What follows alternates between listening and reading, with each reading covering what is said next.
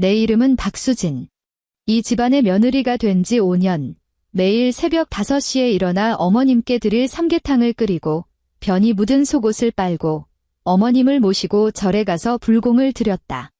어머님은 만나는 사람마다 큰며느리가 참 현명하다며 칭찬하셨고 내게는 그저 그래도 부지런하긴 하다라고만 하셨다. 어머님의 칠순 잔치날, 그녀는 모든 친척들 앞에서 폭탄 선언을 했다. 집과 예금을 모두 장남에게 주겠다는 것이었다. 이유는 장남이야말로 집안의 정통 후계자라는 것이었다. 그때 내 남편이 자리에서 일어나 무표정한 얼굴로 캐나다행 항공권 2장을 꺼내며 말했다. 어머니, 축하드립니다. 오늘부터 어머니의 노후는 형님이 책임지실 겁니다. 그 순간 어머님의 얼굴에서 웃음기가 싹 가셨다. 그녀가 몰랐던 사실이 하나 있었다. 그녀가 말한 그 유산은 사실 내 남편이 치밀하게 파놓은 함정이었다는 것을. 이야기 시작에 앞서 좋아요와 구독을 눌러주시면 감사하겠습니다. 자, 이제 편안한 마음으로 제 이야기에 귀 기울여 주세요. 수진아, 삼계탕의 인삼향이 너무 였다. 내일부터는 싼 거 사지 마라. 박수진은 주방 싱크대 앞에 서 있었다. 손에는 아직 쌀뜨물 거품이 묻어 있었다. 새벽 5시 30분의 수도권 외곽 아파트. 창밖은 아직 잿빛이 도는 푸른색이었고 창문 너머로 청소차가 후진하는 알림음이 일정하게 울려 퍼졌다. 냄비 안의 국물은 약한 불에 보글보글 끓고 있었고 닭고기 기름이 국물 위로 떠올랐다. 시어머니 이복순 여사는 두꺼운 카디건을 걸친 채 식탁 앞에 앉아 있었다. 그녀 앞에는 국그릇과 작은 김치 접시가 놓여 있었지만 젓가락은 들지도 않은 상태였다. 어머님, 그거 한약방에서 추천해 준 거예요. 수진이 수도꼭지를 잠그며 아주 나지막한 목소리로 말했다. 지난주에 의사 선생님이 너무 보강하는 약재는 매일 드시지 않는 게 좋다고 하셨잖아요. 어머님은 숟가락을 그릇 가장자리에 탁 하고 부딪혔다. 의사가 너랑 산다니, 내가 너랑 산다니? 내가 입맛이 없다는데 며느리라는 애가 나랑 이런 것까지 따지고 들어야겠어? 수진은 더 이상 아무 말도 하지 않았다. 그녀는 손에 물기를 닦고 냉장고 문을 열어 제일 윗칸에서 어젯밤에 불려둔 한약 팩을 꺼냈다. 흑갈색의 한약이 작은 냄비에 부어지자 쓴 냄새가 순식간에 삼계탕의 고소한 냄새를 덮어버렸다. 거실에 걸린 벽시계를 보니 6시 5분이었다. 남편 이준호가 구청으로 출근하려면 6시 40분에는 집을 나서야 하는데 아직 아침상도 차리지 못했고 어머님의 한약도 다 다려지지 않았으며 베란다 대야에는 아직 어머님의 속옷이 담겨 있었다. 그 속옷은 어머님이 한밤중에 실수로 더럽힌 것이었다. 5년 전 수진이 차남인 이준호와 결혼했을 때만 해도 어머님은 용인에 있는 본인 명의의 아파트에 살고 계셨다. 결혼하고 석 달째 되던 무렵 어머님은 가슴이 답답하고 다리에 힘이 없다며 혼자 살다가는 방 안에서 죽어도 아무도 모를 거라고 하셨다. 그날 본가에 다녀온 남편은 현관에서 신발을 벗으며 서 있었다. 신발코를 아주 가지런히 맞추는 그 모습은 마치 이미 결정된 말을 어떻게 꺼낼지 머릿속으로 정리하는 것 같았다. 여보, 어머니 당분간만 우리 집에 모시자. 남편이 고개를 숙인 채 말했다. 연세도 있으시고 우리가 둘째라고 해도 아예 나 몰라라 할 수는 없잖아. 수지는 그때 한창 신혼이었다. 주방 찬장에는 새로 산 커플 머그잔 2개가 나란히 놓여 있었고 침대 탁자 위에는 아직 포장도 뜯지 않은 신혼여행 앨범이 있었다. 그녀가 물었다. 당분간이면 언제까지? 남편은 마치 그 질문이 세상에서 제일 어려운 문제라도 되는 양 고개를 들어 그녀를 보았다. 몸이 좀 나아지실 때까지? 그 몸이 좀 나아지실 때까지라는 말은 결국 5년이라는 세월이 되어버렸다. 어머님이 집에 들어오신 후 현관 도어록 비밀번호는 어머님이 외우기 쉬운 숫자로 바뀌었다. 손님 방은 어머님의 침방이 되었고 거실 텔레비전 채널은 늘 어머님이 즐겨보시는 드라마 채널에 고정되어 있었다. 수지는 아침마다 한약을 다리고 저녁이면 어머님의 발을 씻겨드렸다.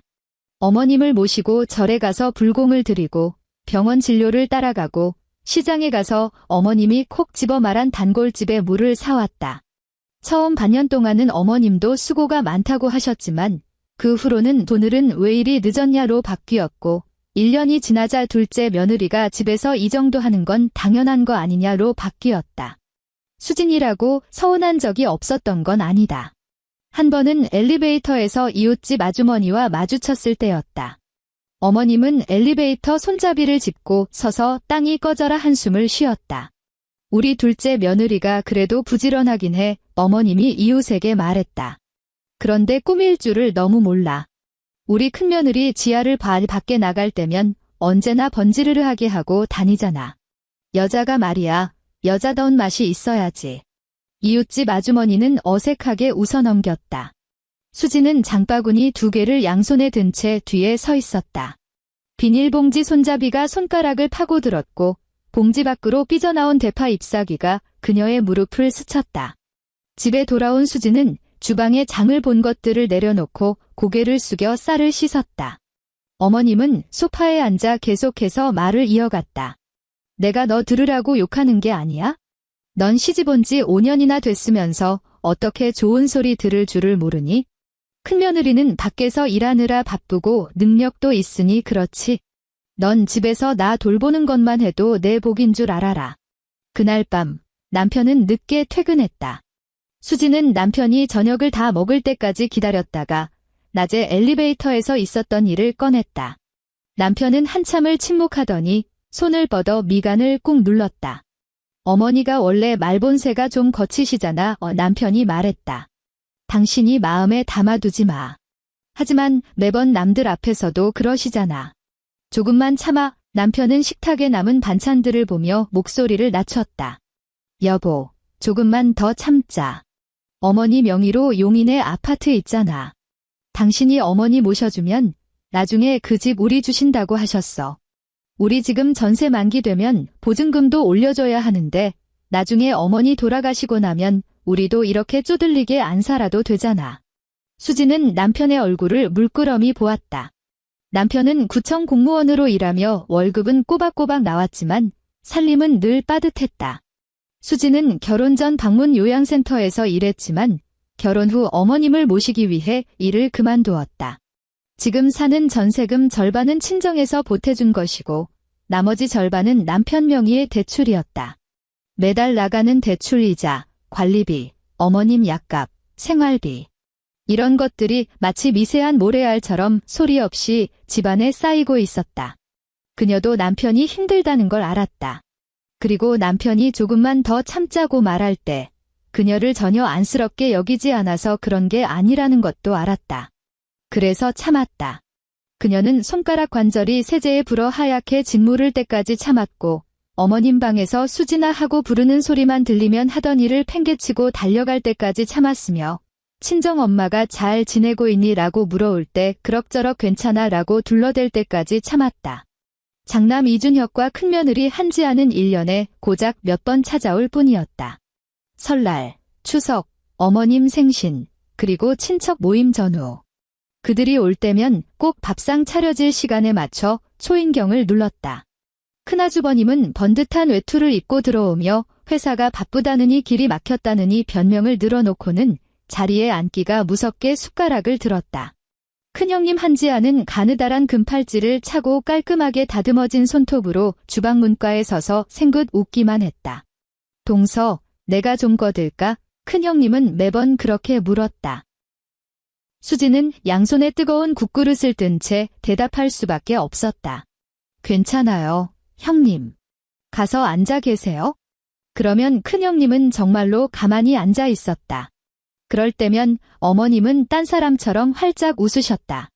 가장 부드러운 생선살을 발라 장남의 밥그릇에 올려주고 큰며느리의 손을 잡고 쓰다듬으며 어쩔 줄을 몰라 하셨다. 우리 지아, 살이 너무 빠졌다. 준혁이가 속 썩이는 거 아니니? 많이 좀 먹어라. 응. 큰형님은 웃으며 대답했다. 어머님, 저 요즘 몸매 관리 중이잖아요. 어머님은 즉시 고개를 끄덕였다. 우리 지아가 자기 관리는 철저하지? 여자가 부엌대기 걸레처럼 하고 다니면 쓰나. 싱크대 앞에서 설거지를 하던 수지는 그 말을 듣고 손에 든 도자기 그릇을 미끄러뜨리고 말았다. 그릇이 싱크대 모서리에 부딪히며 쨍하는 날카로운 소리를 냈다. 주방 바꿔실 사람들은 아주 잠깐 정적에 휩싸였다. 이내 어머님의 목소리가 날아왔다. 수진아, 조심 좀 해라. 그 식기 세트 내가 옛날에 비싸게 주고 산 거야. 수진은 차가운 도자기 표면에 손가락을 밀착한 채 그릇을 꽉 쥐었다. 그녀는 뒤돌아보지 않았다. 그날 밤 장남 부부가 돌아간 뒤 식탁에는 뒤적거린 갈비뼈 몇 개만 덩그러니 남아있었다. 어머님은 방에 들어가 텔레비전을 보셨고 남편은 주방에서 수진을 도와 쓰레기를 묻고 있었다.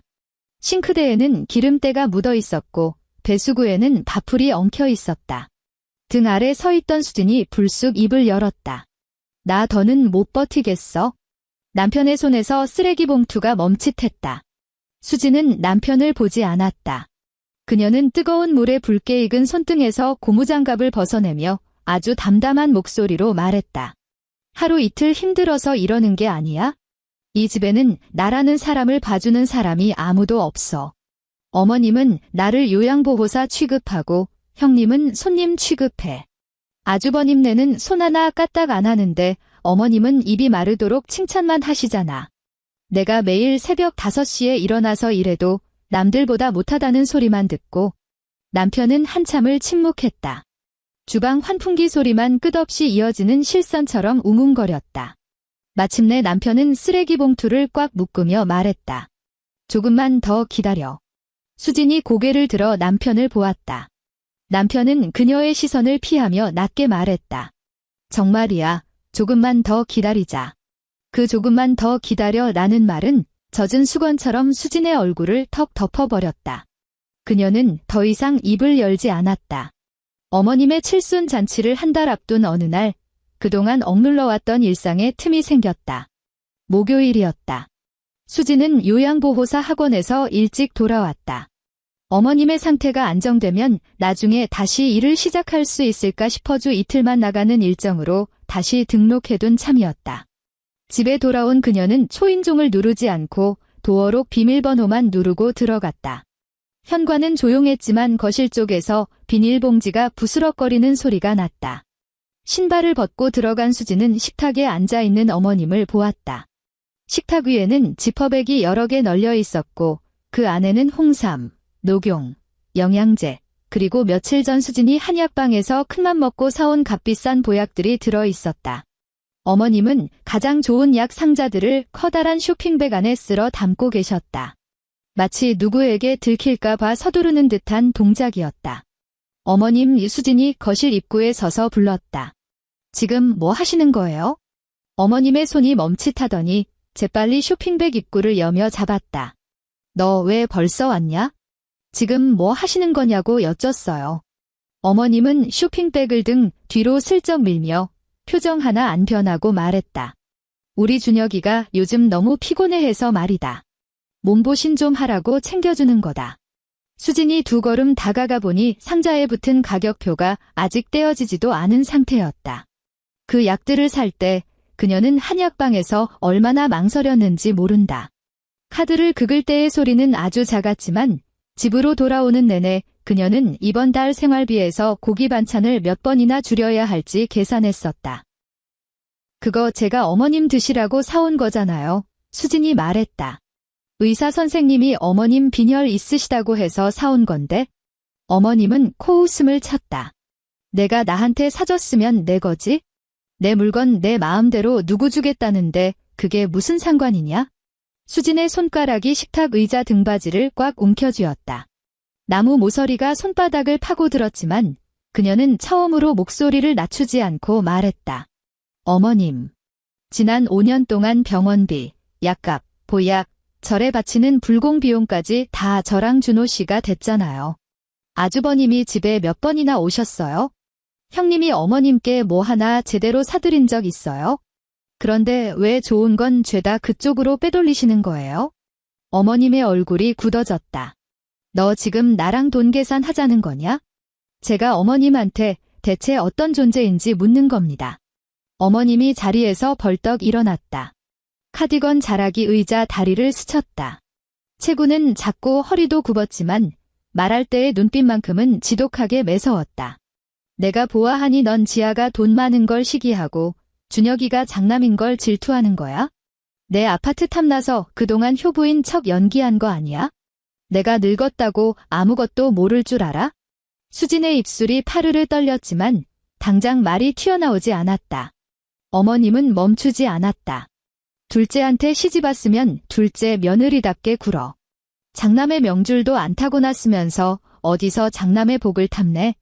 그 한마디가 5년 동안 꾹꾹 눌러 담았던 인내의 뚜껑을 완전히 날려버렸다. 수진은 자신의 숨소리가 거칠어지고 귓가에 미세한 이명이 울리는 것을 느꼈다. 그녀는 울지도 않았고 더 이상 따져 묻지도 않았다. 그녀는 몸을 돌려 안방으로 들어갔고 평소처럼 문을 살살 닫는 대신 쾅 소리가 나게 닫아버렸다. 둔탁한 소리가 온 집안을 울렸다. 그날 밤 남편이 퇴근하고 돌아오자 수진은 남편의 눈앞에 스마트폰을 들이밀었다. 화면에는 엑셀표가 떠 있었다.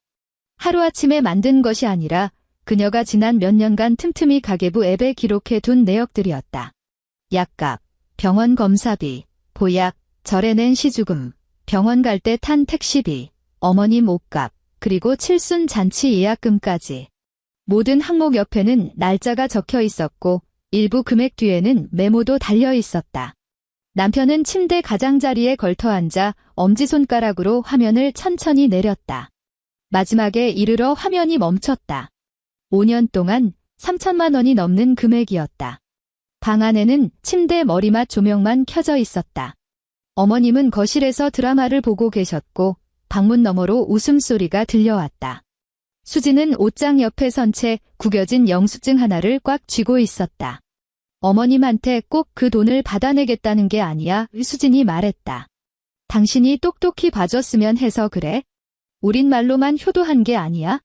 정말로 우리 돈, 시간, 몸을 다 바쳐서 모셨어. 남편은 여전히 스마트폰 화면만 뚫어져라 보고 있었다. 수진은 손에 쥔 영수증을 침대 위로 던졌다. 지난주에 산 보약 결제 영수증이었다. 오늘 어머님이 저 보약을 아주버님 갖다 주시려다 나한테 들켰어. 그러면서 그러시더라. 내가 형님 돈 많은 거 질투해서 이러는 거라고. 그제야 남편이 고개를 들었다. 그 순간 수진은 남편의 눈빛이 변하는 것을 보았다. 먼저 화를 내는 것이 아니라 마치 누군가가 그의 얼굴을 덮고 있던 얇은 천을 확 벗겨낸 것 같은 표정이었다. 남편은 입가를 굳게 다문 채 스마트폰을 쥔 손을 미동도 하지 않았다. 어머니가 정말 그렇게 말씀하셨어? 수진이 고개를 끄덕였다. 남편은 폰을 그녀에게 돌려주고 자리에서 일어나 창가로 다가갔다. 맞은편 아파트 베란다 창문마다 불빛이 켜져 있었고 누군가 베란다에서 빨래를 걷는 실루엣이 보였으며 아래층에서는 아이가 우는 소리가 희미하게 올라왔다. 남편은 수진에게 등을 보인 채 말했다. 칠순 잔치는 예정대로 해. 수진은 남편의 뒷모습을 보았다. 그래도 한다고? 남편의 목소리는 아주 낮게 가라앉아 있었다. 이번에는 어머니가 직접 말씀하시게 둬.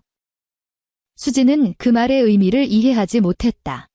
남편도 굳이 설명하지 않았다. 그 후 한 달 동안 남편은 평소보다 훨씬 말이 없었다. 정시에 출근하고 정시에 퇴근했으며 수진을 도와 칠순 잔치 하객 명단을 정리하고 한정식 집에 가서 룸을 확인하고 심지어 어머님이 입으실 한복 대금까지 선뜻 결제했다. 어머님이 한복을 가봉하러 간 날 거울 앞에서 한 바퀴 빙그르르 돌자 얼굴에 주름살이 다 펴질 정도로 환해지셨다. 색깔 참 곱다. 어머님이 소매 끝을 만지며 말했다. 우리 준혁이가 보면 참 좋아하겠어. 수진은 곁에 서서 아무 대꾸도 하지 않았다. 그 한복은 200만 원짜리였다. 수진이 다시 일을 시작하겠다고 모아둔 비상금에서 쥐어짜낸 돈이었다. 남편이 카드를 긁을 때 그의 표정은 소름 돋도록 평온했다. 어머님이 물었다. 준호야, 내 형네 자리는 헤드 테이블로 빼놨지? 남편이 대답했다. 당연하죠. 장남이니까 제일 상석에 앉으셔야죠. 어머님은 만족스러운 듯 고개를 끄덕였다. 칠순 잔치는 한정식 집의 대형 연회룸에서 열렸다. 그날 어머님은 새 한복을 입고 미용실에서 곱게 올림머리를 한 채 가슴에 꽃사지를 달고 계셨다. 먼 친척들, 옛 이웃들, 절에서 알고 지내던 보살님들까지 모두 모였다. 연회룸에는 긴 테이블이 놓여 있었고 벽에는 축고희라는 글자가 붙어 있었으며 앞쪽에는 마이크와 커다란 케이크가 준비되어 있었다. 수지는 오후부터 정신없이 바빴다. 좌석표를 확인하고 하객들에게 물을 따르고 직원들과 코스 요리 순서를 점검했다. 큰형님은 너무 이르지도 늦지도 않게 도착했다. 옅은 색의 단정한 투피스 정장 차림에 손에는 스카프가 든 작은 쇼핑백 하나만 들려 있었다. 어머님은 큰며느리를 보자마자 환하게 손을 흔들었다. 우리 지아, 어서 와라. 아이고, 오늘따라 참 곱네. 큰형님은 다가가서 어머님을 가볍게 안으며 생긋 웃었다. 어머님이 오늘 제일 아름다우신데요. 한복이 너무 잘 어울리세요. 어머님은 큰며느리의 손을 토닥이며 곁에 선 친척들에게 자랑하듯 말했다. 이게 우리 지아가 나 입으라고 맞춰준 한복이에요. 애들이 다 바쁜데도 이 늙은이 생각하는 마음이 어찌나 기특한지 몰라. 주전자를 들고 물을 따르려던 수진의 발걸음이 허공에서 멈췄다.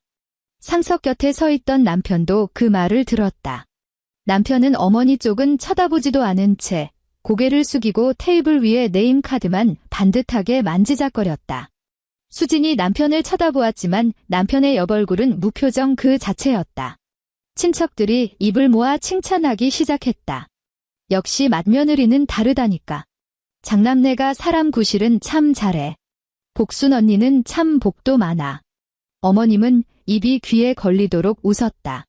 큰형님은 굳이 그 말을 정정하지 않고 어머님의 한복 소매를 가볍게 쓰다듬으며 말했다. 어머님이 마음에 드시면 된 거죠? 수지는 들고 있던 주전자를 보조 테이블에 내려놓았다. 주전자 바닥이 테이블에 부딪히며 탁 소리가 났다. 옆에 있던 직원이 힐끗 쳐다보자 수지는 작게 죄송하다고 중얼거렸다. 잔치가 시작되고 분위기는 무르익었다. 장남 이준혁은 술잔을 들고 이리저리 테이블을 돌며 만나는 사람마다 어머니가 정정하셔서 다행이라는 둥 너스레를 떨었다. 남편은 수진 곁에 조용히 앉아 거의 입을 열지 않았다. 어머님은 음식을 몇 젓가락 드시지도 않고 하객들을 불러 모아 사진을 찍기 시작했다. 어머님은 장남 부부를 자신의 양옆에 바짝 세우고 남편과 수지는 끄트머리에 서게 했다. 사진사가 외쳤다. 다들 활짝 웃으세요. 수지는 카메라 렌즈를 보며 억지로 입꼬리를 살짝 올렸다. 곁에 선 남편은 마치 사진사의 말을 못 들은 사람처럼 두 팔을 축 늘어뜨린 채 꼿꼿이 서 있었다. 잔치가 중반쯤 접어들었을 무렵 어머님이 갑자기 마이크를 집어들었다. 시끌벅적하던 연회룸이 서서히 조용해졌고 사람들의 젓가락 내려놓는 소리가 간간히 들려왔다. 어머님이 헛기침을 했다. 오늘 제가 칠순을 맞아서 이렇게 다들 와주시니 참으로 기쁩니다. 마이크를 거쳐 울려 퍼지는 어머님의 목소리는 약간 날카로웠다. 오늘 이렇게 일가친척, 지인들 다 모이신 김에 제가 확실히 해둘 일이 하나 있습니다. 수진의 가슴이 철렁 내려앉았다. 남편 쪽을 쳐다보았으나 남편은 눈을 내리깐 채 손가락으로 유리잔 테두리만 만지작거리고 있었다. 어머님이 말을 이었다. 제 명의로 된 용인 아파트와 제가 평생 모은 예금 1,500만 원은 훗날 전부 우리 장남 준혁이에게 물려줄 생각입니다. 연회룸 안에 몇 초간 정적이 흘렀다. 어머님은 그 반응이 무척 마음에 드는 듯 목소리를 한껏 높였다. 장남이 우리 집안의 정통 후계자 아닙니까? 준혁이가 그동안 밖에서 사업하느라 고생도 많고 어깨도 무거운데 어미 된 도리로서 당연히 큰아들을 밀어줘야죠. 우리 둘째 준호는 공무원이라 안정적이고 수진이도 싹싹하니 이런 결정에 서운해하지 않을 겁니다. 다 같은 한 식구니까요. 수진의 곁에서 누군가 헉하고 숨을 들이마시는 소리가 들렸다. 수진은 무릎 위에 올려둔 두 손을 꽉 쥐었다. 손톱이 손바닥을 파고들었다. 어머님의 지독한 편애를 하루 이틀 겪은 건 아니지만 그 편애가 마이크를 타고 모든 하객의 귓가에 울려 퍼지는 순간 그녀가 겪은 5년의 새벽, 진동하던 한약 냄새, 지워지지 않던 오물 자국, 그리고 꾹꾹 삼켜야 했던 서러운 말들이 한꺼번에 테이블 위로 쏟아졌다가 바닥으로 내팽개쳐지는 기분이었다. 친척들이 웅성거리기 시작했다. 저 집 둘째가 어머니 5년이나 모시지 않았어? 그래봤자 장남은 장남이지. 아이고, 수진이 얼굴 하얗게 질린 것 좀 봐. 장남이 먼저 자리에서 벌떡 일어났다. 술기운에 얼굴이 불그스름해진 그는 무대 앞으로 걸어나가 어머니를 덥석 안았다. 어머니, 감사합니다. 장남은 아주 큰 목소리로 말했다. 제가 앞으로 더 잘 모시겠습니다. 큰형님도 뒤따라 무대로 나갔다. 큰형님은 어머님을 안으며 어머님의 어깨너머로 수진을 쳐다보았다. 그 눈빛은 놀람도 미안함도 아니었다. 이미 모든 것을 알고 있었다는 듯한 거만한 우월감이었다. 큰형님의 입꼬리가 슬쩍 올라갔다가 빠르게 제자리로 돌아왔다. 수진은 의자를 짚고 일어났다. 당장이라도 이곳을 벗어나고 싶었다. 더 앉아 있다가는 많은 사람들 앞에서 추태를 부릴 것만 같았다. 그녀가 막 몸을 돌리려던 찰나 옆자리에 앉아있던 남편이 불쑥 일어났다. 짝짝. 남편이 박수를 2번 쳤다. 소리는 그리 크지 않았지만 워낙 조용해진 연회로만이라 그 소리는 선명하게 울려 퍼졌다. 남편은 몇 번 더 박수를 쳤다. 박수 소리가 테이블과 벽에 부딪혀 울릴 때마다 하객들의 시선이 모두 남편에게 쏠렸다. 어머님의 얼굴에 걸린 웃음이 살짝 굳어졌다.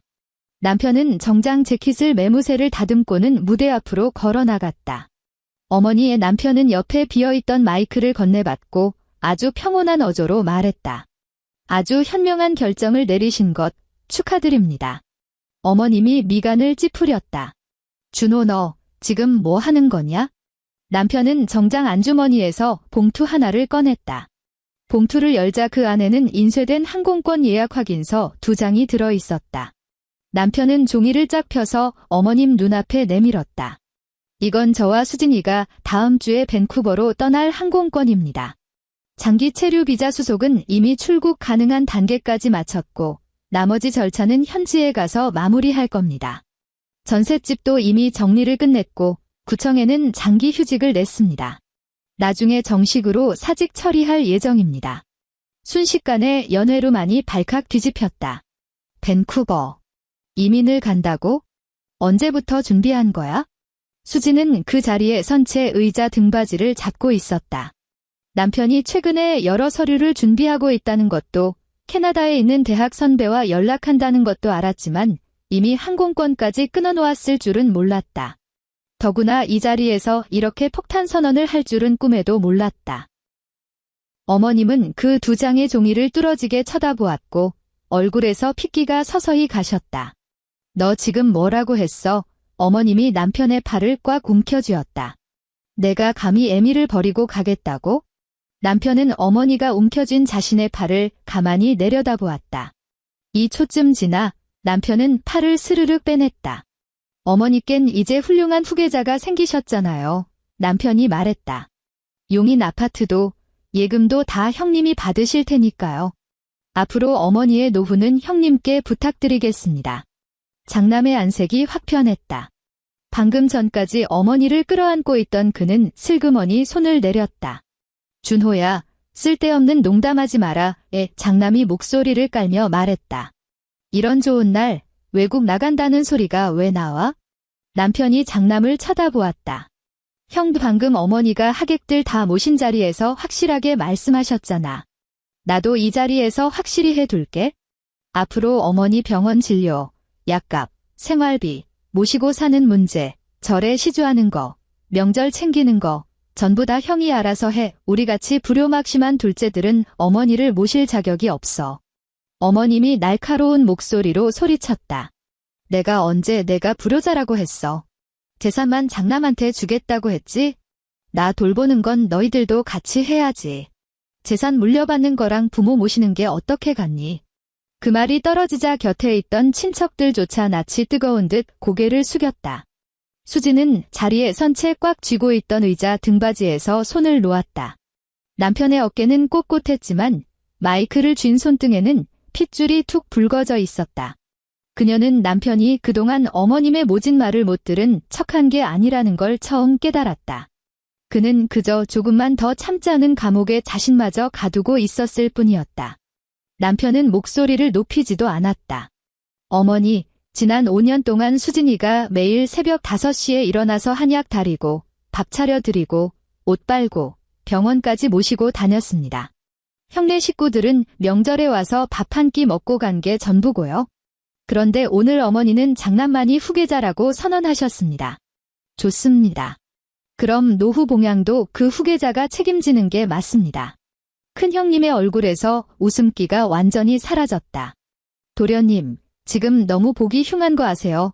큰형님은 아주 부드럽지만 주변 사람들이 다 들리게끔 또박또박 말했다. 어머님 생신날 굳이 이렇게 분위기를 망치셔야겠어요? 수진이 큰형님을 똑바로 쳐다보며 오늘 처음으로 입을 열었다. 형님, 어머님 입고 계신 저 한복도 제가 산 겁니다. 큰형님의 얼굴이 굳어졌다. 수진은 무대 쪽으로 걸어 나갔다. 목소리가 크지는 않았지만 마이크가 남편 손에 들려 있었기에 앞자리에 앉은 사람들은 그녀의 말을 똑똑히 들을 수 있었다. 아까 어머님이 저 한복 형님이 해주신 거라고 하셨죠? 아닙니다. 200만 원 준호 카드로 긁은 겁니다. 보약, 병원비, 약값도 대부분 저희 부부가 부담했고요. 형님이 오늘 이 자리가 보기 흉하다고 생각하신다면 이 일부터 정정해 주시죠. 큰형님은 입만 벙긋거렸을 뿐 아무 말도 하지 못했다.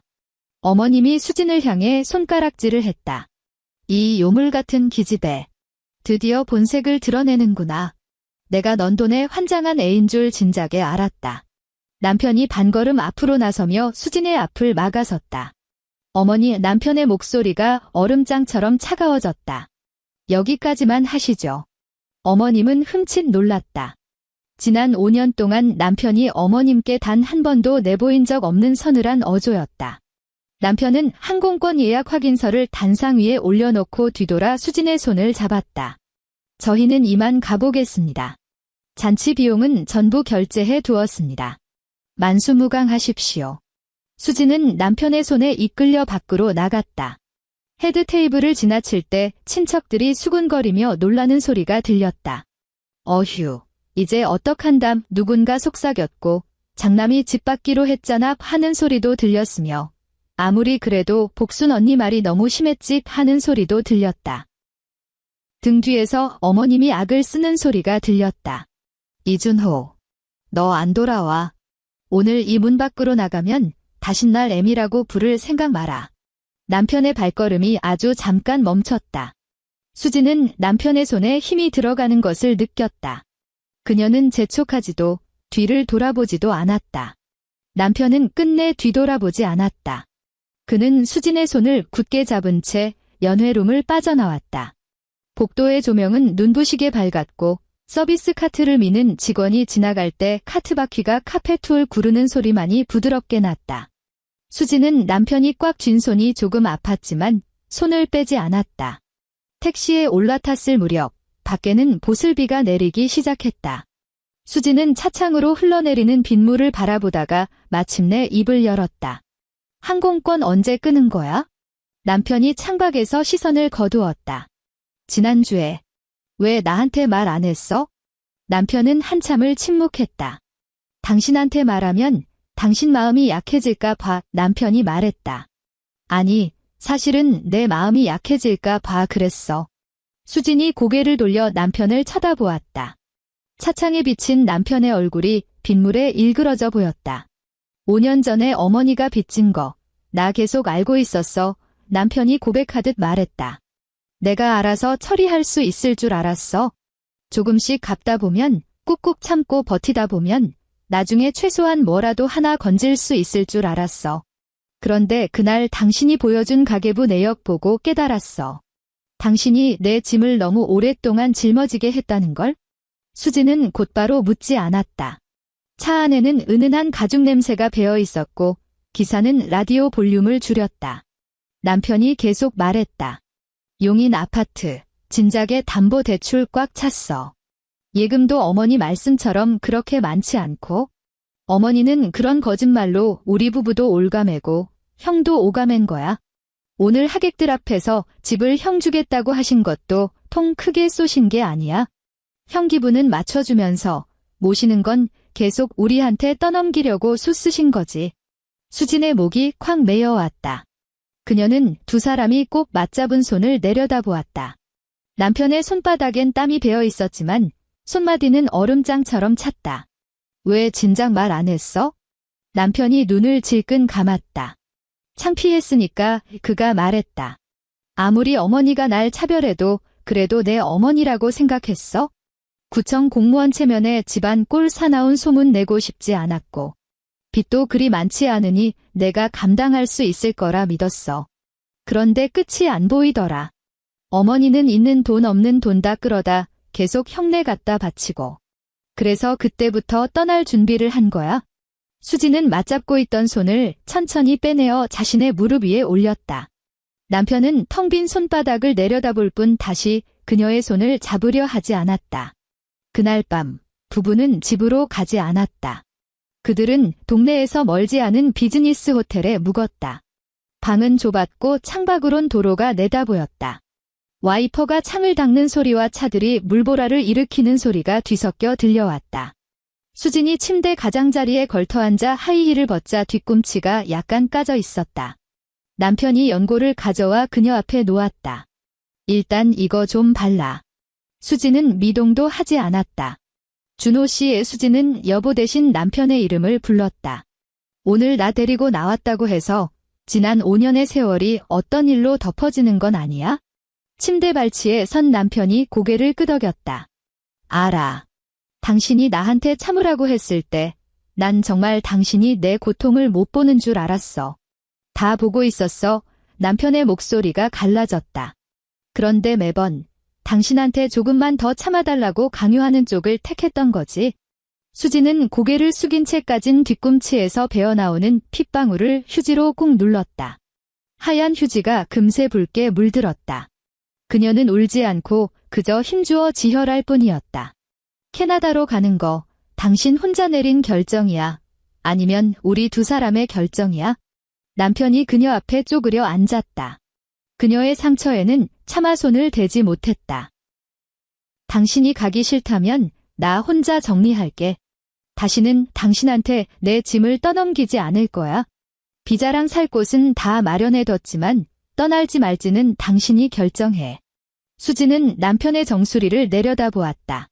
칠순잔치에서 폭탄을 터뜨릴 때만 해도 마침내 속을 깨워낸 사람처럼 보였던 남편이 지금 제 앞에 쪼그려 앉은 모습은 5년 전 현관에서 당분간만 어머니 모시자고 말하던 그 나약한 남자로 돌아간 것만 같았다. 그녀가 물었다. 거기 가면 나도 일할 수 있어? 남편이 고개를 들었다. 할 수 있어? 당신 요양 쪽으로 일했으니까 영어만 조금 보강하면 길이 있을 거야. 선배가 운영하는 식당에서 당분간 내가 주방 일 돕기로 했어. 공무원 딱지 떼는 거 이젠 미련 없어. 어머님은? 남편의 눈꺼풀이 미세하게 떨렸다. 어머니는 형을 선택하셨어. 수지는 남편을 한참 동안 물끄러미 바라보다 마침내 손을 뻗어 연고를 집어들었다. 그럼 가자, 그녀가 말했다. 하지만 이번에는 당신이 기다리라고 해서 기다리는 것도 아니고 당신이 가자고 해서 가는 것도 아니야. 내가 내 의지로 가는 거야? 남편이 고개를 끄덕였다. 알았어. 칠순 잔치가 끝난 다음 날 오전, 장남 이준혁은 곧장 은행으로 달려갔다. 그는 어머니가 하객들 앞에서 공언한 말씀 중에 절반은 진실일 거라고 믿었다. 용인 아파트가 시내 중심가는 아니더라도 그동안 집값이 쏠쏠하게 올랐을 테고 1,500만 원의 예금이 큰 돈은 아니지만 이리저리 융통하면 회사 자금줄에 숨통을 틔워줄 수 있을 거라 계산했다. 은행 가는 길엔 동생이 변심하기 전에 아예 어머니 명의의 집을 자기 앞으로 돌려놓을까 하는 궁리까지 했다. 은행 창구 직원은 서류를 확인하더니 점차 직업적인 무표정으로 변해갔다. 고객님, 어머님 명의의 이 계좌는 현재 잔액이 거의 없습니다. 얼만데요? 장남이 미간을 찌푸렸다. 직원이 모니터를 살짝 돌려 보여주곤 재빨리 원위치 시켰다. 30만 원 정도 남아 있습니다. 나머지 금액은 이미 몇 년 전에 여러 차례에 걸쳐 전액 출금되었습니다. 장남이 언성을 높였다. 그럴 리가요. 1,500만 원이 있다고 하셨는데요. 직원은 여전히 차분했다. 추가로 어머님 명의의 부동산에 담보대출 기록이 있습니다. 이곳 은행 시스템상 일부 대출 정보만 확인되며 구체적인 근저당권 설정 내역은 해당 기관이나 타 금융권에서 직접 확인하셔야 합니다. 장남의 등줄기로 식은땀이 흘렀다. 대출료 얼마나 잡혀 있는데요? 직원은 확답을 피하며 말했다. 원금과 이자를 합쳐서 애초 대출금을 상당히 초과한 상태입니다. 그리고 보증 관련 서류에 당시 어머님께서 장남분의 인적사항을 기재하시고 향후 장남분이 상환을 돕겠다는 의사를 밝히신 기록도 있습니다. 고객님, 구체적인 책임 소재는 법률 전문가와 상담하셔야 할 것 같습니다. 장남의 귓가에 이명이 윙하고 울렸다. 칠순잔치에서 어머니가 자신의 손을 부여잡고 장남이 우리 집안의 정통 후계자라며 치켜세우던 모습, 부러움 섞인 친척들의 눈빛, 그리고 동생이 남기고 간 앞으로 어머니의 노후는 형님께 부탁드리겠습니다. 라는 서늘한 한마디가 스쳐 지나갔다. 그는 창고 모서리를 짚은 채 다리에 힘이 풀려 곁에 있던 대기 의자에 주저앉고 말았다. 오후가 되자마자 장남은 동생네 집으로 쳐들어갔다. 도어록 비밀번호는 그대로였다. 문이 열리는 순간 그는 직감적으로 무언가 잘못되었음을 깨달았다. 현관 신발장은 반이나 비어 있었고 거실에는 어머니가 늘 앉아 계시던 푹신한 방석이 사라졌으며 주방 싱크대는 물기 하나 없이 닦여 있었고 냉장고 문짝에 붙어있던 병원 진료 예약증도 흔적 없이 뜯겨 있었다. 집안은 마치 썰물이 빠져나간 바닷가처럼 가구들이 눌렀던 자국만 횡하니 남아 있었다. 식탁 위에는 봉투 하나가 덩그러니 놓여 있었다. 장남이 봉투를 뜯자 동생이 남긴 편지가 나왔다. 글씨는 평소 공문서를 작성하듯 반듯했다. 형. 5년 전 어머니가 돈을 빌리셨을 때부터 난 다 알고 있었어. 잠깐 융통하는 거라며 금방 갚겠다고 하셨지. 하지만 나중에 보니 그게 아니더라. 용인 아파트 담보로 대출을 받으시고 그 뒤로도 몇 번이나 더 빚을 내셨지. 일이 커지는 걸 막으려고 내가 매달 내 월급 쪽에서 이자 갚고 독촉 전화도 대신 받았어. 어머니가 빚쟁이들한테 시달리며 늙어가는 건 차마 못 보겠어서 내가 끝까지 책임지려고 했어. 그런데 어제 어머니가 모든 재산을 형한테 주겠다고 형이 이 집안의 정통 후계자라고 만천하에 공표하셨지. 기왕 이렇게 된 거 남은 빚과 부동산 문제는 후계자인 장남이 알아서 처리해. 나는 어제부로 어머니 채무 상환을 전면 중단했어. 채권자들이 계약서대로 어머니나 보증인에게 알아서 연락할 거야. 용인 아파트 담보 내역은 형이 직접 떼봐. 그동안 수진이가 어머니 모시느라 쓴 돈과 고생은 이걸로 퉁칠게. 앞으로 다시는 수진이 찾지 마. 준호가. 마지막 줄을 읽어 내려가던 장남의 손이 종이를 놓칠 만큼 덜덜 떨렸다. 그는 편지를 식탁에 탁 소리 나게 내리치며 뒤따라 들어온 큰형님을 향해 소리쳤다. 당신 이거 보여? 이 자식 처음부터 이럴 작정이었던 거야. 큰형님은 신발도 벗지 않은 채 현관에 서 있었다. 텅 빈 집안을 빙 둘러보던 그녀의 안색이 싸늘하게 굳었다. 작정을 한 게 누군데 그래? 큰형님이 냉소적으로 내뱉었다. 어제 무대에서 어머니 끌어안고 뼈가 부서지도록 효도하겠다고 나불댄 게 누군데? 장남이 그녀를 노려보았다. 당신 지금 나한테 책임을 떠넘겨? 큰형님은 손에 든 핸드백을 어깨 위로 척 걸쳤다. 내가 아는 건 딱 하나야. 오늘부로 당신 어머니는 우리 집에 와서 사셔야 한다는 거, 빚까지 몽땅 짊어지고 말이지. 이준혁, 똑바로 말해. 당신 회사 계좌에 남은 돈이 대체 얼마야? 장남은 꿀 먹은 벙어리가 되었다. 어머님이 장남의 집으로 들어간 건 그날 저녁 무렵이었다. 어머님은 처음엔 안 가겠다고 버텼다. 횡한 둘째네 집 소파에 털썩 주저앉아 무릎을 치며 통곡했다. 준호 잊혀주길 놈. 내가 널 어떻게 키웠는데 애미를 버리고 도망가? 수진이 그 요물 같은 기집애. 뻔해. 그 여우가 꼬드긴 게 분명해. 큰형님은 거실 한가운데 팔짱을 끼고 섰다. 어머님. 욕을 하시려거든 저희 집에 가서 하세요. 이 집 곧 전세 만기라 방 빼야 해요. 내일 아침까지 여기 버티고 앉아 계셔도 도련님은 안 돌아와요. 어머님이 눈을 부릅뜨고 큰며느리를 올려다보았다. 너 지금 시어미한테 말버릇이 그게 뭐냐? 큰형님이 헛웃음을 쳤다. 제가 예전에 어머님한테 고분고분했던 건 어머님이 우리 집에 오셔서 밥만 먹고 가시는 손님이었기 때문이에요. 이제 우리 집에 얹혀 사셔야 하는데 빚까지 잔뜩 짊어지고 오셨으니 어머님, 우리 이제 현실을 좀 직시하자고요. 어머님은 생전 처음 보는 큰며느리의 낯선 모습에 할 말을 잃었다. 장남이 짜증스럽게 소리쳤다. 일단 집에 가. 엄마, 제발 그만 좀 해. 장남의 부축을 받고 일어선 어머님은 자꾸만 둘째네 주방을 뒤돌아보았다. 매일 아침 한약 냄새가 진동하고 뜨끈한 국이 끓고 수진이 발소리를 죽여가며 총총거리던 그 주방. 지금은 텅 빈 싱크대만 말라붙어 번쩍거리고 본인 전용 약탕기조차 보이지 않았다.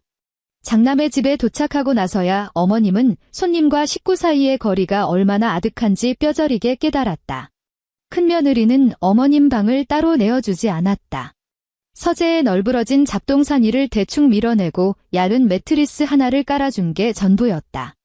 다음 날 아침 식탁에는 삼계탕 대신 전날 먹다 남은 식은 국과 찬 밥덩이가 놓여 있었다. 어머님이 속이 불편하다고 하자 큰형님은 식탁에 약봉지를 툭 던졌다. 약은 여기 있고 물주전자는 저기 있어요. 어머님 손발 멀쩡하시잖아요. 어머님은 분통이 터져온 몸을 부들부들 떨었다. 수진이는 내 손으로 물 한 컵 따르게 한 적 없었다. 큰형님은 젓가락을 식탁에 내려놓으며 낮게 깔린 목소리로 쏘아붙였다. 그럼 동서 찾아가시든가요? 어머님이 맨날 동서 보고 저보다 못하다고 구박하셨잖아요. 어머님은 말문이 막혀 꿀 먹은 벙어리가 되었다.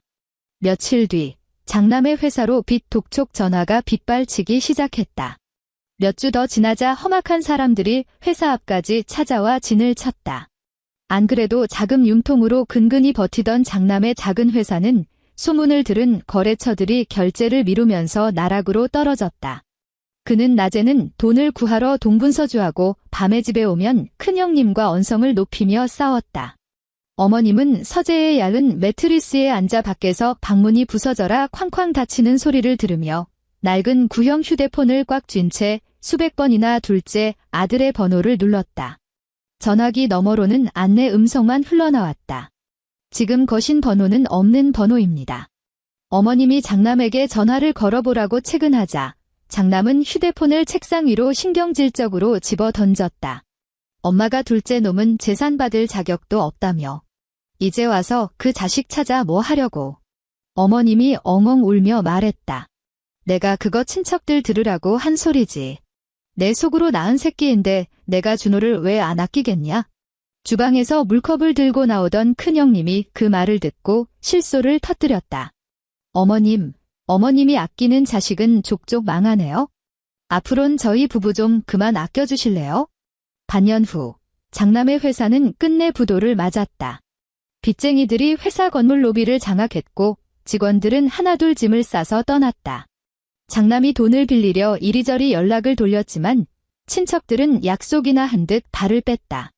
칠순잔치 때 장남이 복덩이네 라며 입이 마르도록 칭찬하던 사람들도 전화기 너머로는 우리도 요새 사정이 빤해서 라며 앓는 소리를 했다. 큰형님은 말없이 자신의 옷가지를 챙겨 고급 캐리어에 쓸어 담기 시작했다. 어머님이 안방 문턱에 선 채 파르르 떨리는 목소리로 물었다. 지아야, 너 어디 가냐? 큰형님은 뒤도 돌아보지 않았다. 친정으로 갈 거예요. 이혼 서류는 변호사 통해서 도련님, 아니 이준혁 씨한테 보낼 테니까 그렇게 아세요. 어머님이 사색이 되어 며느리의 옷소매를 부여잡았다. 너 가면 안 돼. 내가 가버리면 난 어쩌라고. 큰형님은 싸늘하게 옷소매를 획부리쳤다. 어머님에겐 그 잘난 장남이 있잖아요.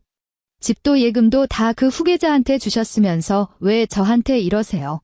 어머님은 바닥에 털썩 주저앉았다. 밖에서 돌아온 장남은 거실 한복판에 놓인 캐리어를 보고도 아내를 붙잡을 기력조차 없었다.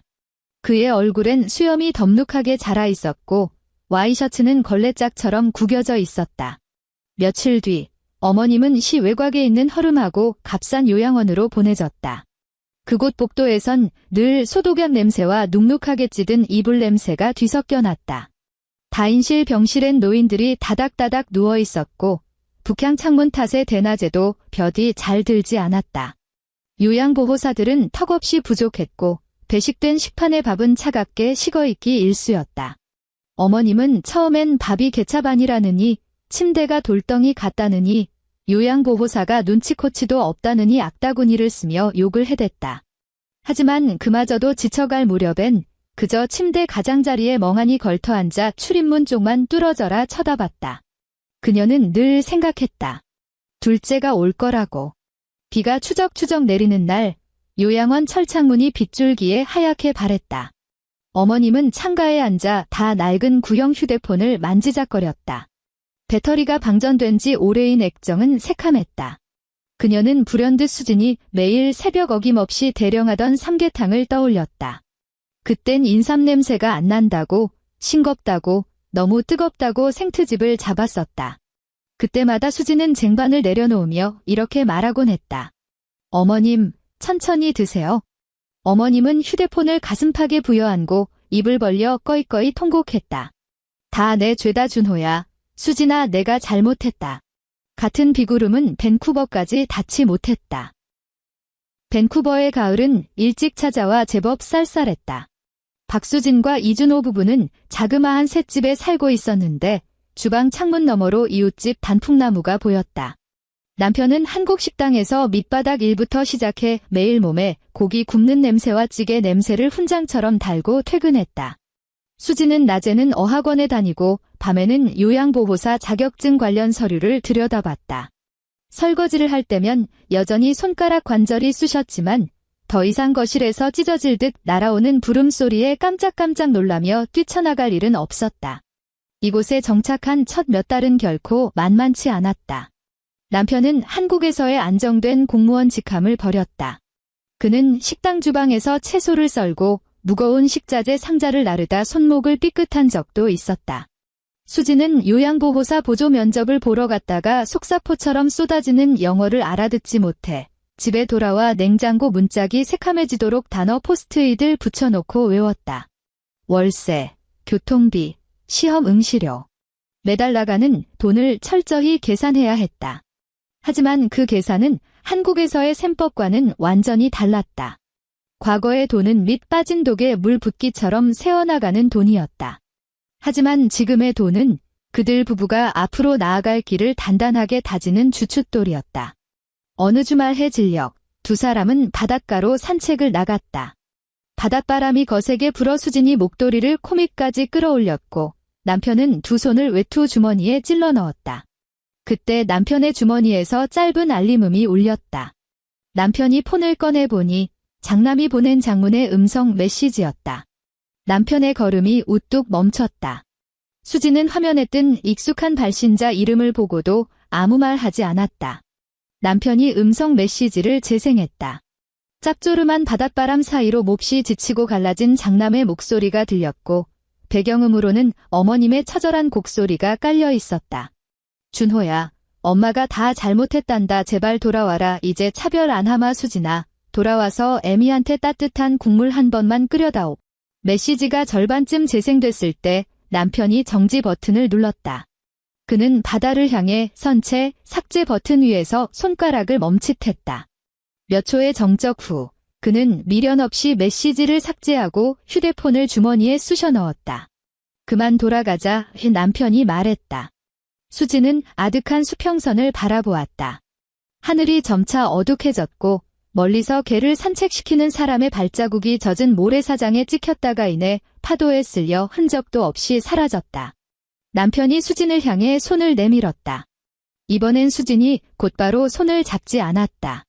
그녀는 남편의 내민 손을 보며 호텔방에서 우리 두 사람의 결정이냐고 물었던 그 밤을 떠올렸다.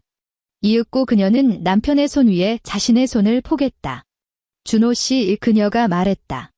앞으로 한국 쪽에서 또 연락 오면 당신 선에서 알아서 정리해줘. 나한테 국 끓여달라고 찾는 소리 내 귀에 안 들리게 해줘. 남편이 묵직하게 고개를 끄덕였다.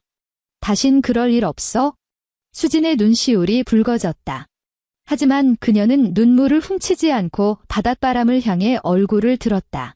그 눈물은 어머님을 위한 것도 텅 비어버린 그 집구석을 위한 것도 아니었다. 지난 5년간 매일 새벽 5시를 견뎌낸 자신, 등록해놓고도 가지 못했던 요양보호사 학원, 매일 한약 냄새에 찌들어 살았던 옷가지들, 그리고 싱크대 모서리에서 깨질 뻔했던 도자기 그릇에 바치는 위로의 눈물이었다. 1년 후 남편은 한국 식당에서 자리를 잡아 홀매니저 겸 식자재 발주를 총괄하게 되었다.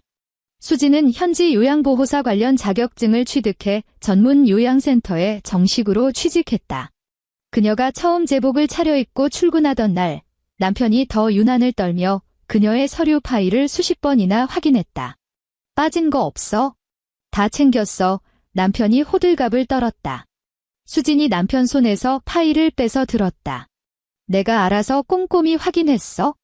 남편은 머쓱한 듯 허공을 보더니 피식 웃었다. 미안, 나도 모르게 병이 도졌네. 수진도 마주보며 미소 지었다. 그녀는 현관에 서서 운동화 끈을 꽉 조여 묶었다. 도어록이 철컥하고 열리는 소리를 듣자 불현듯 옛날 시댁을 나설 때마다 어머님 약은 챙겨드렸는지, 속옷 애벌 빨래는 해놨는지, 절에 불공 드릴 날짜는 안 지났는지 강박적으로 확인하던 과거의 자신이 떠올랐다. 이젠 오롯이 자신만을 위한 시간표만 확인하면 좋겠다. 그날 점심시간, 수지는 스마트폰으로 큰형님의 근황을 보게 되었다. 평소 명품 브랜드 사진으로 도배되던 SNS 계정이 아니라 지인들이 공유한 링크를 통해서였다. 사진 속엔 협의혼 의사확인서 귀퉁이가 찍혀 있었고 짤막한 코멘트가 달려 있었다. 드디어 지긋지긋한 구렁텅이에서 해방. 댓글란에 누군가 물었다. 그럼 댁 시어머니는 어쩌고요? 큰형님의 답글이 곧장 달렸다. 나랑 무슨 상관? 책임질 사람한테 다 떠넘겼지? 수지는 몇 초간 화면을 들여다보다 스마트폰을 덮었다. 요양센터 휴게실엔 동료들이 전자레인지 앞에서 도시락을 데우고 있었다. 수진이 가져온 도시락 뚜껑을 열자 밥엔 아직 온기가 남아있었고 보온통에 국물에선 하얀 김이 모락모락 피어올랐다. 가슴속을 답답하게 틀어막고 있던 묵직한 돌덩이가 갑자기 사라진 건 아니지만 적어도 숨구멍 하나가 트이도록 비켜선 기분이었다. 그녀는 마침내 가슴속 깊이 신선한 공기를 들이마셨다. 2년 뒤 어느 겨울밤, 밴쿠버엔 탐스러운 눈이 내렸다. 수진이 야간조를 마치고 집에 돌아왔을 때 남편은 주방에서 찌개를 끓이고 있었다. 한약 냄새 진동하던 삼계탕이 아니라 냄새부터 구수한 두부찌개였다. 냄비가 보글보글 끓으며 유리창에 뽀얗게 습기를 채웠다. 외투를 벗는데 스마트폰이 울렸다. 화면에는 대한민국 국가번호가 떠 있었다.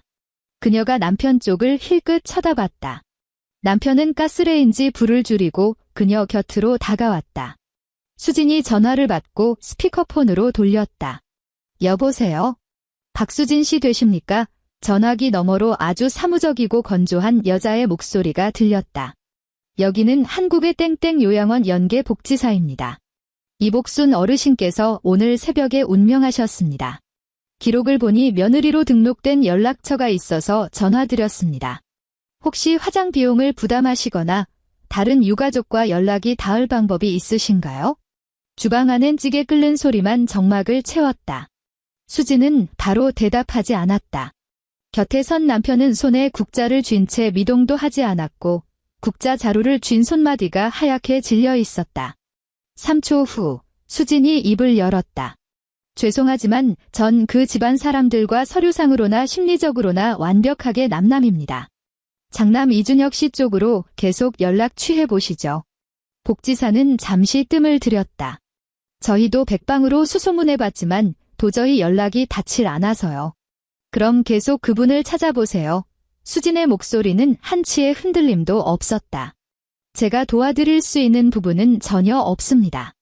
그녀는 전화를 뚝 끊고 스마트폰을 식탁 위에 엎어두었다. 남편이 가스불을 껐다. 두 사람은 아무 말도 하지 않았다.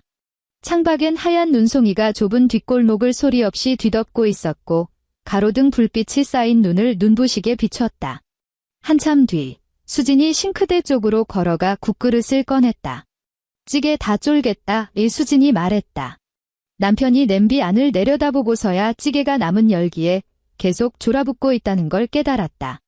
그는 찌개를 그릇에 덜어 식탁 위로 옮겼다. 자리에 앉은 수진이 숟가락으로 국물을 떠서 한 입 맛보았다. 간이 딱 맞네. 수진이 말했다. 남편도 맞은편에 마주 앉았다. 잔뜩 굳어있던 그의 어깨가 그제야 스르륵 풀렸다. 한국의 장례식장은 썰렁하다 못해 스산했다. 장남은 일찌감치 서울을 떴다. 회사가 공중분해된 후 빚쟁이들을 피해 야반도주하듯 부산으로 내려가 막루동판을 전전했다. 어머님의 부고가 친척들 사이로 아름아름 퍼졌지만 서로 내가 가보라며 떠밀기 바빴다. 결국 먼 친척 몇 명만 빈소를 찾아 1시간도 채우지 않고 부조금도 없이 훌쩍 떠나버렸다. 번듯한 제사상은커녕 밤을 새워 상주 노릇을 할 사람조차 없었고 칠순 잔치 때 어머님을 애워싸고 칭송에 맞지 않던 가식적인 얼굴들도 보이지 않았다. 화장하는 날 장례식장 직원이 물었다. 유골함은 어떻게 하시겠습니까? 제일 저렴한 것도 5만 원은 주셔야 하는데요. 먼 친척들은 헛기침을 하며 서로의 눈치만 살폈다. 누군가는 소매 끝만 매만졌고 누군가는 휴대폰에 대고 아무도 없는 통화를 하는 척했다. 결국 어머님의 유해는 무연고자 처리 절차에 따라 싸구려 종이상자에 담겨 공동묘지 합장구역으로 보내졌다. 조그만 위패엔 그 흔한 영정사진 하나 없이 앙상한 이름 석자와 날짜만 새겨졌다. 장남이 부고를 전해 들은 건 그로부터 며칠이 지난 뒤였다. 건설 현장에서 일을 마치고 회백색 시멘트 먼지를 뒤집어 쓴 채 퇴근하던 길이었다. 편의점에서 가장 싼 페트병 소주를 사들고 나오다. 예전 둘째네 아파트 아래층에 살던 이웃집 아주머니와 딱 마주쳤다. 아주머니는 한참 동안 그의 얼굴을 뚫어지게 쳐다보더니 반신반의하며 입을 열었다. 이준혁 씨 맞죠? 어머나, 사장님 아니세요? 꼴이 어쩌다. 장남은 야구모자챙을 푹 눌러쓰고 소주병을 든 채 황급히 자리를 피하려 했다. 아주머니가 등 뒤에서 쯧쯧 혀를 찼다. 모친상 당한 건 알고 이러고 다녀요. 장남의 발걸음이 우뚝 멈췄지만 끝내 뒤는 돌아보지 않았다. 그날 밤 그는 발을 뻗기도 힘든 단칸방 고시원에서 깡소주를 들이켰다. 방 안엔 얇은 호치불 한 장과 낡아빠진 캐리어 하나가 전부였다. 담배를 찾으려 캐리어를 뒤지던 그는 바닥에 깔려있던 구겨진 사진 한 장을 발견했다. 어머니 칠순 잔치 때 찍은 기념사진이었다. 사진 속 어머니는 수백만 원짜리 화사한 한복을 입고 있었고 장남 부부는 그 곁에 바짝 붙어 있었으며 친척들은 카메라를 향해 하나같이 활짝 웃고 있었다. 그러나 사진 가장자리 구석 꼿꼿하게 서 있는 동생과 그 곁에 선 수진. 수진의 미소는 금방이라도 부서질 듯 창백했고 동생의 눈빛은 렌즈가 아닌 허공을 향해 완전히 초점이 나가 있었다. 마치 이미 그 연애룸의 세계에서 완전히 증발해버린 사람처럼. 장남은 그 사진을 미친 듯이 뚫어져라 들여다보았다. 그제야 그는 깨달았다. 동생 부부는 그날 우발적으로 깽판을 친 게 아니었다.